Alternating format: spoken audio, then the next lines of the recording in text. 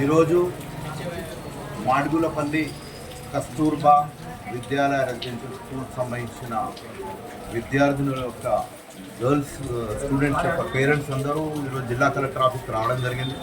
ఈరోజు ఇక్కడ కార్యక్రమంలో గ్రీవెన్స్ సెల్లో కలెక్టర్ గారికి మేము ఒక విన్నపం ఇచ్చాము. అది ఏంటంటే రీసెంట్లీగా అక్కడ కేజీబీవీ స్కూల్ ఏదైతే మాడుగులపల్లిది ఉందో అది అమ్మాయిలకు సంబంధించిన స్కూల్ని తీసుకుపోయి అక్కడ వేములపల్లి దగ్గర ఒక మోడల్ స్కూల్ అనే ఒక బిల్డింగ్లో ఆడ బాయ్స్ స్కూల్లోకి షిఫ్ట్ చేయడం జరిగింది. అక్కడ బాయ్స్ స్కూల్లో షిఫ్ట్ చేయడం వలన అమ్మాయిలకు తరలించిన ఇప్పుడు విద్యార్థుల పేరెంట్స్ వాళ్ళకి చాలా అబ్జెక్షన్స్ కన్సర్న్స్ ఉన్నాయి ఇందులో.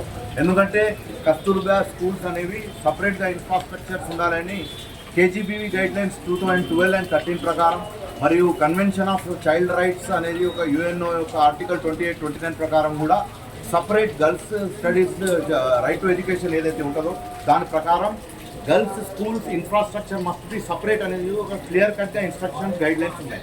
మరి దాన్ని పాటించకుండా ఈరోజు తీసుకుపోయి మళ్ళీ బాలుర స్కూల్స్లోకి షిఫ్ట్ చేసి అక్కడ ఆల్రెడీ బాలురు బాయ్స్ స్కూల్స్ కూడా నడుస్తున్నాయి. వాళ్ళు కూడా ఆబ్జెక్షన్స్ చేస్తున్నా కూడా పట్టించుకోకుండా షిఫ్ట్ చేయడం అనేది కొంతమంది పొలిటికల్ ఇన్ఫ్లుయెన్స్ ద్వారా చేయడం అనేది పూర్తిగా ఇది ఖండిస్తున్న విషయం.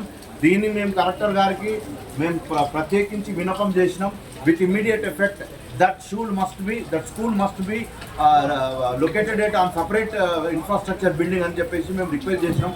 దానికి కలెక్టర్ గారు కూడా నారాయణ రెడ్డి సార్ దానికి స్పందించి ఇమ్మీడియట్ యాక్షన్గా దాన్ని సపరేట్ చేసుకోవడానికి వేరే ఇన్ఫ్రాస్ట్రక్చర్ చేసుకోవడానికి మేము ప్రయత్నిస్తామని చెప్పేసి సార్ మాకు హామీ ఇవ్వడం జరిగింది.